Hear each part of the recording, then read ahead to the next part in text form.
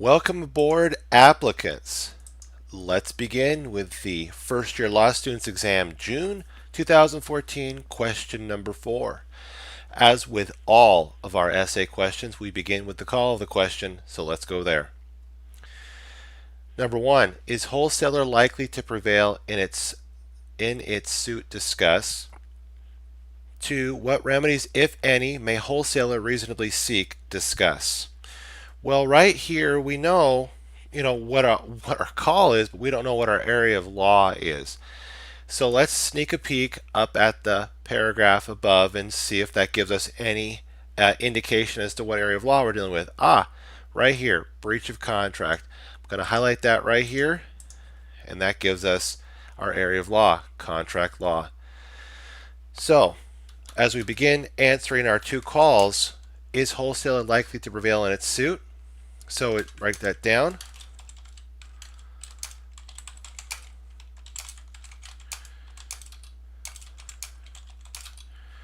Okay. And we're also going to be looking here. Now, wholesaler sued who? Sued manufacturer. Okay. So it's wholesaler v. manufacturer. Now, for call the question number 2, what remedies may wholesaler reasonably seek? Okay, now when we put down our area of law shopping list, when we get to the remedy section, this is where we'll put that. Now down here we're going to say applicable law, or actually excuse me, contract formation, third party rights, covenants, conditions, excuses, discharge, duty to perform. We have breach of contract and remedies, and like we said, what we're going to do is take the remedies section and put that down here, right here. Okay, so we've got this all pretty much a shopping list spotted out. Okay, now we're going to go up and do our first read of our question, which is like what we like to call our movie mode, to get a bird's eye perspective, overview perspective of the facts. So let's do that. On February 1st, wholesaler called manufacturer and ordered 100,000 widgets at $5 a piece for delivery on February 8th. Manufacturer, who knew that wholesaler was buying the widgets in order to resell them to retailers, said, "It's a deal." Wholesaler immediately entered into contracts to resell them for $15 a piece. On February 2nd, wholesaler sent manufacturer a signed formal memorandum confirming the agreement and setting forth all its terms. In listing the terms, wholesaler misstated the price as $6 a piece and added an additional item, or an additional term, that any dispute was subject to binding arbitration. On February 3rd, manufacturer received and read the memorandum. Manufacturer was surprised by the arbitration term, which was rare in the industry. Manufacturer did not respond to the memorandum. On February 8th, manufacturer discovered that the market price of widgets had climbed to $25 a piece and refused to deliver them to wholesaler. Although substitute widgets were available for $25 a piece, wholesaler did not have the cash or credit to buy them. On February 28th, wholesaler sued manufacturer for breach of contract. Going through our calls again, then we're going to come back through and reread our question in light of what are in the focus of our shopping list. So coming up here, we're going to establish on February 1st, is there a contract? Wholesaler called manufacturer and ordered how many? 100,000 widgets at $5 a piece for delivery on February 8th. Well, right there, we're looking at the creation of the offer itself. But remember, before we start establishing contract formation, we should establish the applicable area of law. So let's do that. And the one thing we also can rule out here is we don't have any third-party rights, so we can eliminate that from our shopping list now. Okay, So we got applicable law, which, because we're dealing with what now? We're dealing with widgets and not like sale of land, services, or anything related to common law contracts. We're only dealing with the sale or a sale of goods, which are goods or movable, tangible, personal property, rarely identifiable at the time of contract formation. So we're dealing with the Uniform Commercial Code as our applicable law.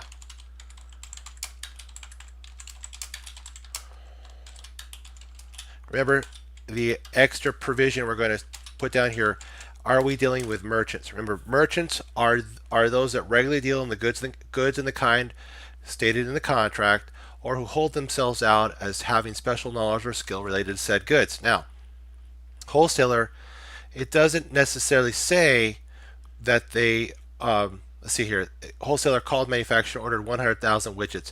The quantity itself could be an indicator as to whether or not our wholesaler is a merchant in terms of widgets. Manufacturer is someone who supplies widgets. So we could say that wholesaler and manufacturer are both merchants because they regularly deal in widgets. Okay, now down here we're going to establish contract formation.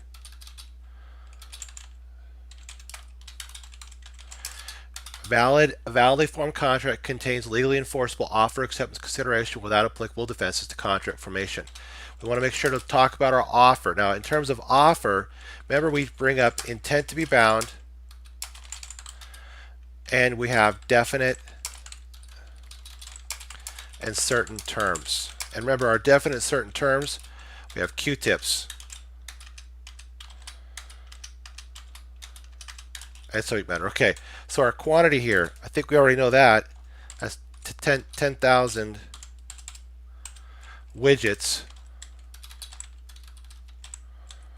Okay, do we have our time? Absolutely, right here for delivery on February 28th.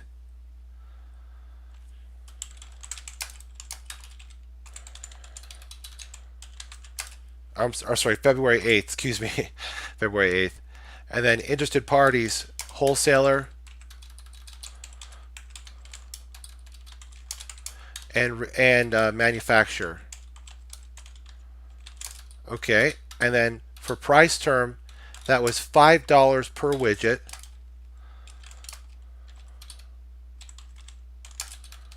Okay, and then subject matter, widgets. Okay.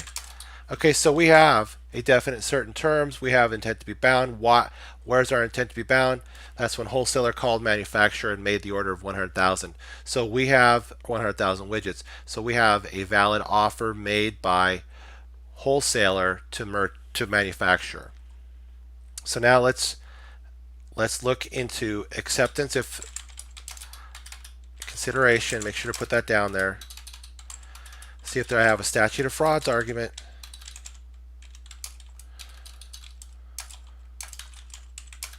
And remember, we're dealing with goods, so we possibly could be dealing with the sale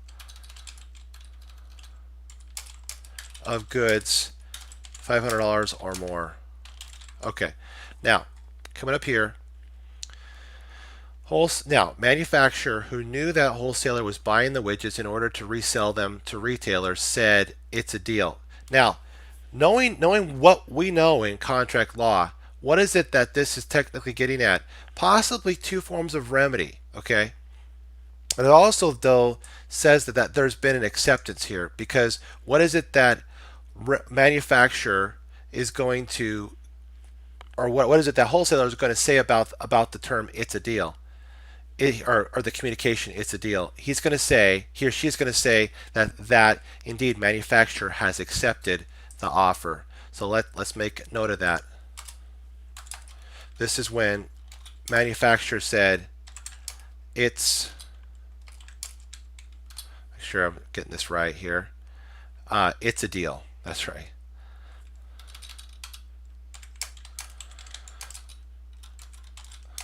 Okay, and that, remember, acceptance, unequivocal assent to terms of the offer, or in the means and modes invited by the offer. But if no means or modes are stated, then a reasonable means and modes are acceptable. Now, we have acceptance. Now, the consideration is widgets for dollars, and dollars being exchanged for widgets. Everything seems to be, in terms of consideration, bargain for exchange of legal detriment flowing between the offeror and the offeree. So we have a sufficient consideration. We have sufficient consideration flowing between the wholesaler and the manufacturer. Now, for the statute of frauds, we have to remember, in terms of the statute of frauds as being a defense here, we're looking to see whether or not there's been a writing signed by the party to be charged containing what? Well, it has to contain all necessary terms. Okay, but remember, statute of frauds mainly requires or mainly pertains to, in terms of uniform commercial code, the sale of goods $500 or more. We obviously have cleared that, because at $5 per widget, $500,000 would be our contract price. That is definitely above $500. So we would definitely, the statute of frauds would definitely be brought about here, and we would also be looking to see, is there a writing, and is there a signature of the party to be charged or the party being sued here, which would be it would be manufacturer. Now, wholesaler immediately entered into contracts to resell the widgets them for $15 a piece. So what we're looking at here is we're looking at two particular, just to kind of not getting ahead of ourselves too much, where this is actually going to play for consequential damages underneath our remedies, and also this would also be for reliance damages as well. Okay, so we're going to hold on to that, because that'll be down under our remedies. On February 2nd, wholesaler sent manufacturer a signed formal memorandum confirming the agreement. There's our signed writing. So that's the February 2nd memorandum.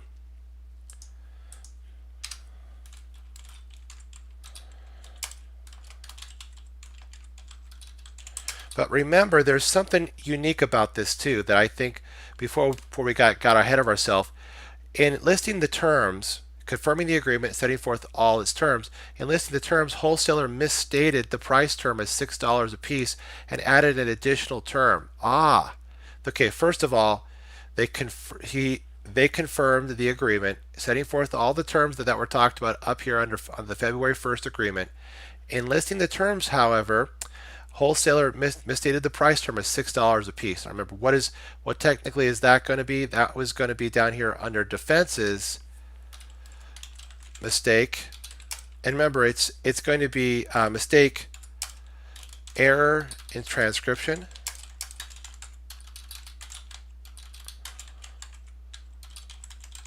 and remember, we're going to be able to, underneath our remedies section here, we would talk about reformation for the error in transcription. Now coming up here though, we want to not forget that there was a added term. In addition to the terms, wholesaler misstated the price term as $6 a piece and added, I'm going to highlight this term added here, added an additional term that any dispute was subject to binding arbitration. That's where we don't want to get too far ahead of ourselves here. And if you have this particular, when you're reading through in terms of issue spotting, and you find that there is indeed an additional issue to be brought up inside of your outline, make sure to put it there. So sometimes things can be presented in a little bit of a unique order, and so you have to get it into the order that that your shopping list or your issues should be presented in to your reader. Okay, now for under acceptance, with this additional term, remember what it is we're dealing with here. Okay, absolutely, it's the battle of the forms. And remember, we want to make sure to talk about the Uniform Commercial Code UCC 2-207. Okay, and we're dealing with additional terms. Now remember, between merchants, what is it what is it that this additional term would be? Well, it would ordinarily be brought in, generally be brought in, unless, number one, the offer itself, or I should say the agreement, expressly excludes any additional term being brought in. We don't see that here, so let's go to number two. Does it materially alter the agreement? Hang on to that one. Number three, did the other party, this party being wholesaler, or I should say this, excuse me, manufacturer, when they read it, did they object to it within a reasonable time? No, they did not. How do we know? They did not respond right here. So the only thing we have, the only thing manufacturer has in order to keep this additional term from becoming part of the agreement between merchants, that is, they would have to say, manufacturer would have to argue that this additional term, the dispute was subject to binding arbitration term, was a material alteration in the agreement. How would they argue that? Well, they're going to say that they were surprised by the term, okay, by the additional term. Hang on to that aspect too, because that might be a defense later on. Now, and it was rare in the industry, okay. So we're looking at not only were they surprised, but that it was something that was rare in the widget industry. So we could say possibly that it would materially alter their agreement. Okay. And if that's the case, then the binding arbitration term would be left out, and it wouldn't come in and be added to the agreement that has been formed between wholesaler and manufacturer. Okay. Now, I want to make sure though that we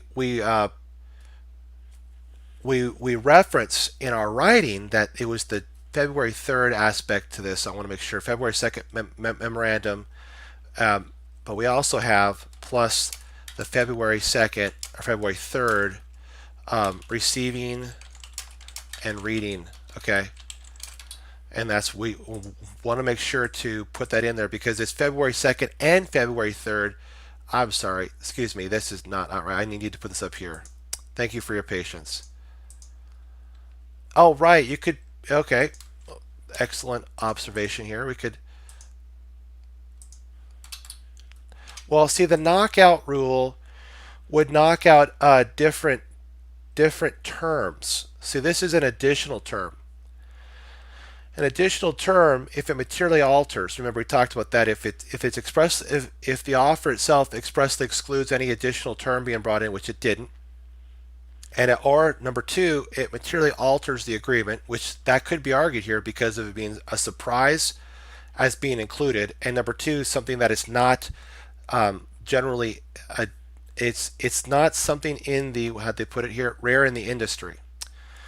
And then number three, though, the number three reason would not work because the objecting to it within a reasonable time was not taken by manufacturer because they did not respond to memorandum. So the only one that memorandum, or the only recourse that manufacturer can take is option number two, which is to say that the additional term, the dispute subject to binding arbitration, and I'll highlight this here, is a material alteration of the agreement. Not usage of trade. Well, we're looking at that would be a very good way of looking at this too. You could say that it was according to the usage of trade as something not ordinarily in the industry, if I remember. Yeah, rare in the industry. So that's a great observation. So I would lean in the direction that this would materially alter the agreement and possibly be left out. Yep. And see that using the usage of trade argument would be how we would reason through our facts to come to a conclusion that indeed this would materially alter the wholesaler manufacturer agreement. Okay. Now, remember though, that manufacturer was surprised by the arbitration term. So you could argue that maybe the term itself could have been, and I just want to put this in here in just a small little discussion, an unconscionable term. But I'm gonna put a question mark there. So unconscionability, possibly. Okay, just a question mark, because there was a surprise aspect. Okay. All right. Now, yeah. See, that's I know. Those are just things that that I put a question mark there because I'm not really sure. We'll you know what we'll have to talk about that uh, later. But I'm pretty sure that at this point, I mean, you're right. It's iffy because just the term surprised by the arbitration term would not be enough to make it unconscionable. Would it shock the conscience of the court that this term was in there? But manufacturer being surprised by the arbitration term, it could be argued that it's a small argument. I'd probably be it would be really a really brief analysis and then move on because it's just something that you're observing as a reader that manufacturer wasn't just, oh, this is just rare in the industry. No, they were surprised by the arbitration term. Yeah, see, it's something definitely to think about. Yeah, very good, very good. On February 8th, manufacturer discovered that the market price of widgets had climbed to $25 a piece now and refused to deliver them to wholesaler. This sentence here has a lot in it. So what we want to do though is as we're going through, we're going to make sure that we've gone through statute of frauds. We've small discussion of unconscionability. Make sure to talk about the mistake, the error in transcription. That would be the change from $6 to the intended price of $5. Oh, there we go. And then we want to make sure to bring in that there was a condition precedent or precedent, which would be precedent aspect as to what that it would be delivered on February 8th. Okay. So you could say maybe the aspect of it, delivery date. Okay, and then we want to make sure that we talk about some of the arguments that could be raised in terms of the discharge of the duty to perform, and what would that be? The increased price, our increased market price, discovery of the increased market price of the widgets had climbed $25 a piece. What does that sound like to you? Absolutely impracticability. So we want to make sure to bring in impracticability. And what would it be? Probably financial.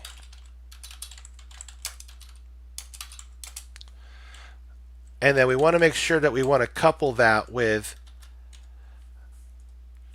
impossibility. Remember, it's not, it would, and how would we be able to rule that one out? Well, we could rule out impossibility because why? Well, substitute widgets were available for $25 a piece, so it isn't impossible for them to ship the widgets.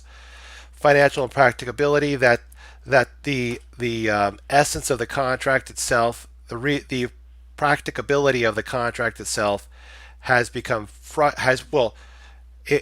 what manufacturer is going to say is that the $25 price now has not made it for them financially practicable to continue with wholesaler. But remember, manufacturer, when they entered the contract of February 1st, they what?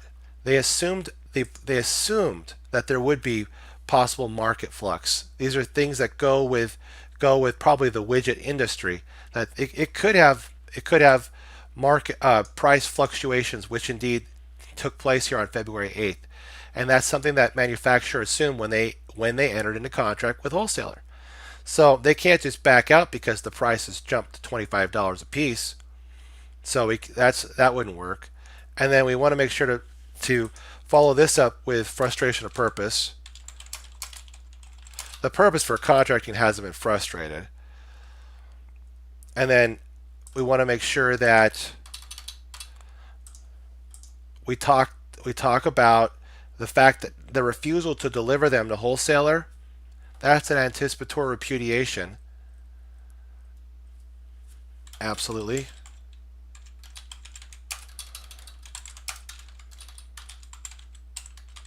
Okay, and then down here, after we talk about anticipatory repudiation, we're going to make sure to talk about breach of contract.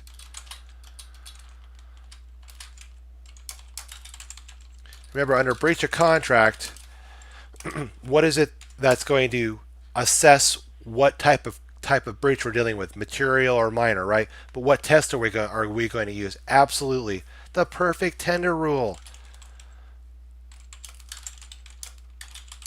And this is because we're only dealing with a one shipment type contract.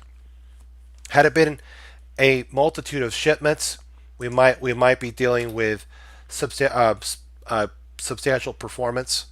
But because it's just a one shipment, we're dealing with perfect tender rule. Did manufacturer perfectly tender the widgets? Absolutely not. So we're dealing with a material breach. I want to make sure to note that. And then coming down here, we want to make sure at this point we put in a conclusion that indeed we have a breach. And what type of breach? Material breach. And then we're going to come down here under remedies and fill out the rest of our discussion. Remember, under remedies, we're going to make sure we talk about mitigation of damages. And then we want to, where did this take place actually? Was this ever mentioned? Absolutely it was up here in the last paragraph. Now, wholesaler discovered that the market price of widgets had climbed to $25 a piece and refused to deliver them to the wholesaler. Excuse me. Although substitute widgets were available for $25 a piece, wholesaler did not have the cash or credit to buy them. This sentence right here indicates that wholesaler had observed their duty to mitigate their damages, but because they couldn't, or because they didn't have the cash or credit, they were not able to. But they would have if they could. If they had the cash or credit, they would have mitigated. So they had observed that. Now remember, after this, we want to make sure to talk about expectation damages. This would be the benefit of their bargain. And remember, what would be the benefit of the bargain here? I think we're looking at the cost being $5. They had resold. The wholesaler had immediately entered into contract to resell them for $15 a piece. So this would be well, actually, probably we would look to cover cost, because the $15 actually, I think we talked about that.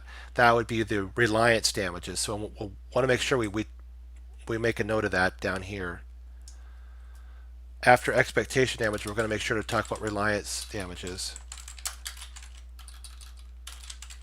And this is where we're going to talk about the $15 per widget contracts. Now, under expectation, I would probably argue that this would be more along the line of cover. And what would cover be calculated by? Well, remember the widgets were available at $25 per widget in the marketplace. Their contract price was $5, so they possibly, to cover, it would cost them $20 a piece. So we could say $25 minus the original contract price of $5 would equal the $20 cover cost. That's per widget though too. So that we would talk about that. Make sure to, now after we talk about expectation damages, want to make sure to throw in consequential damages. And that's what makes this question very unique. Consequential damages, Hadley v. Baxendale. Now, remember, what is it about consequential damages? They have to be foreseeable or contemplated at the time of contract formation. Excuse me. That as a result of, or a consequence of the breach, there was a foreseeable loss or damage as or flowing from the breach of contract. Now, what sentence in the paragraph number 1 that indicates that manufacturer knew that wholesaler was going to be buying these widgets to resell them? Right here. highlight this for you.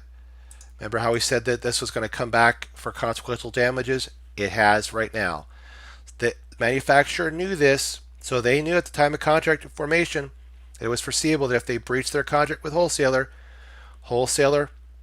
would lose the $15 a piece that they, or I should say, they would lose into a certain damage as a result of the breach. And what is that damage calculated by? I think we could argue that it'd be the $15 minus the $5 contract price, which would be $10.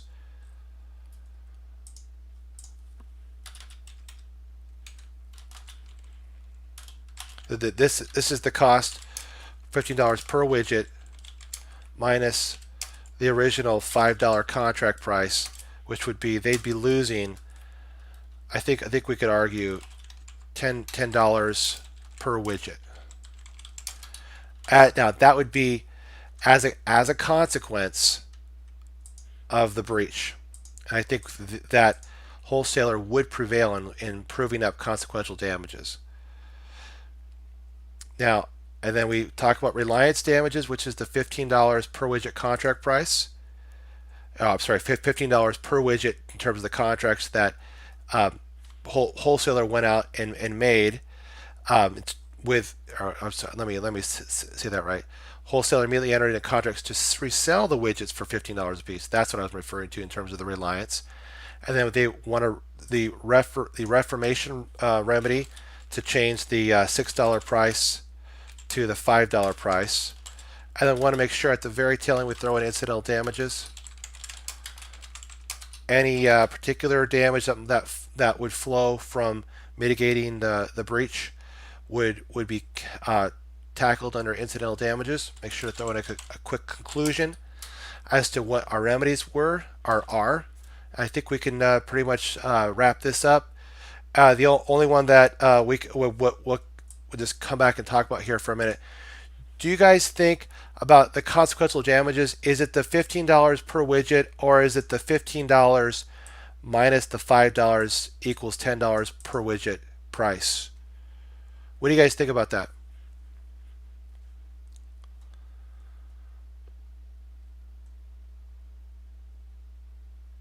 Okay. You think it's the $10? Okay, good. Okay, excellent. I'm glad we're on the right track. Okay, great. Alrighty. Okay. Well, this looks like it's a wrap. So thank you so much for tuning in. I'm glad you had a fun time using our essay tactics and strategies. I just want to put a shout out to Chess Cruncher TV. Keep chess crunching, Chess Cruncher. I also want to put a shout out to my Amazon Kindle book, Battling the Big Bad Baby Bar, Essay Basics. Again, thank you for tuning in. There should be more questions forthcoming, and more practice of our strategies, our tactics, and just improving our essay experience and maturity. So thank you so much for tuning in, and I hope this has been a great help to you, and God bless.